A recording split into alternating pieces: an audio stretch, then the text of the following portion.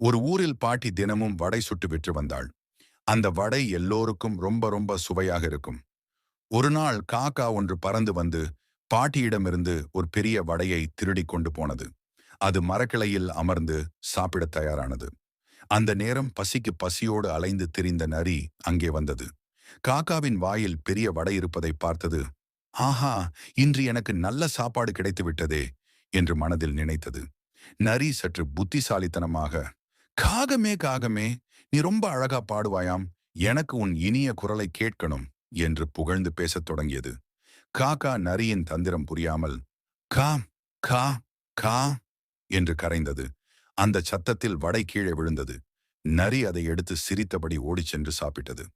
அடுத்த நாள் காக்கா மீண்டும் பாட்டியிடமிருந்து ஒரு வடையை திருடி மரத்தில் அமர்ந்தது.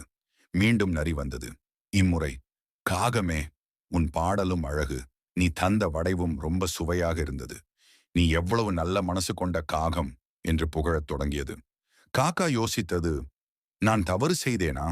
வடை தர்றதால் தான் நரி என்னை புகழுகிறதே என்று. ஆனால் உடனே காக்காவின் மூளை ஒளிந்தது. இம்முறை ஏமாறக்கூடாது என்று முடிவெடுத்தது. அது வடைக்காலால் இறுக்கி பிடித்துக்கொண்டு கா கா கா, நான் காக்காதான் என்று பாடியது. நரி அதிர்ச்சியில், அடடா, காகம் என் தந்திரத்தை புரிந்துவிட்டதே என்று கோபத்தோடும் வெட்கத்தோடும் அங்கிருந்து ஓடிவிட்டது. காக்கா மட்டும் ஹி ஹி, இப்போ நான் தான் வென்றேன் என்று சிரித்துக்கொண்டு வடை சாப்பிட பறந்து சென்றது.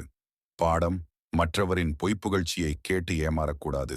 புத்திசாலித்தனமாக இருந்தால் நம்மை யாரும் ஏமாற்ற முடியாது.